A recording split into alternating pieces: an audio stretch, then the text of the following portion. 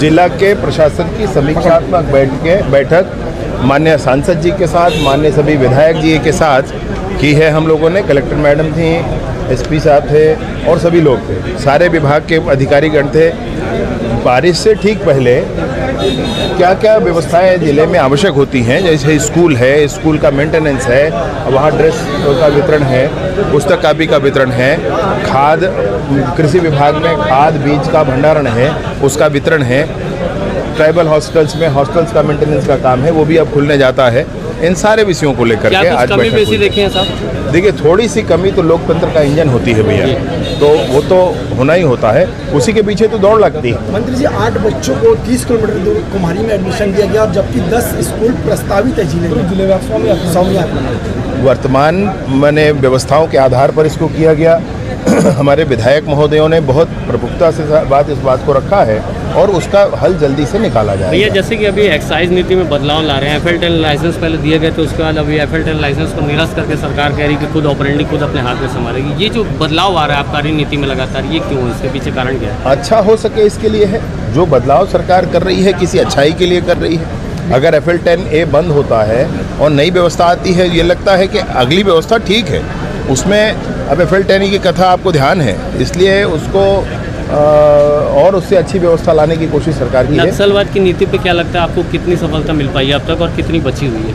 नक्सलवाद के विषय पर बहुत काम करने की आवश्यकता है और सरकार, माननीय विष्णुदेव जी की सरकार, माननीय अमित शाह जी के संकल्प के आधार पर बहुत तेजी से अनेक आयामों पर काम कर रही है और इन विभिन्न आयामों पर मैं आपसे बताना चाहता हूँ।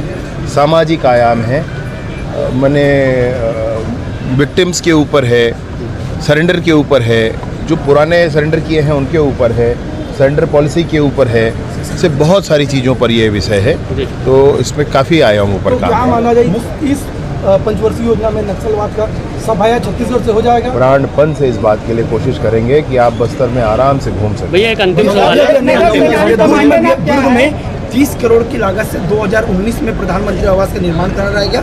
522 मकान खंडर हो चुके हैं, 24 करोड़ रुपए का भुगतान हो चुका है और वो पूरे मकान खंडन हो चुके हैं। कहाँ पर है ये? दुर्ग सरस्वती नगर, वार्ड नंबर 34। और पूरे दरवाजे खिड़कियाँ चोरी, उस पर कुछ मैं पता करता हूँ। बलौदा बाजार मामले में, भैया एक मिनट, बलौदा बाजार मामले में जिस तरह से जो कांग्रेसी अभी स्टेट वाइज प्रदर्शन किए और उनका कहना है कि जब सरकार को ये पता है कि बाहरी तत्व है इस आंदोलन में हिस्सेदार थे, बाहरी तत्व नहीं, हमको तो और भी कुछ पता है जी, और भी कुछ पता है, कौन कौन क्या क्या किए हैं वो सब कुछ पता है भैया। यहाँ से कितने लोग गए थे, कौन कौन गए थे, दुर्ग से यह भी पता है। तो भैया ये है कि ऐसे नहीं राजनीति की जाती है अपने ही लोगों को खत्म करके। लगातार आंदोलन हम लोगों ने भी किया भैया, 9 दिन 9 रात में कलेक्टर के दरवाजे पर बैठा रहा, लेकिन कभी नहीं कलेक्टर के दरवाजे के अंदर गया। हमको मालूम है कि उसके आगे जाओगे तो लोकतंत्र का अपमान है।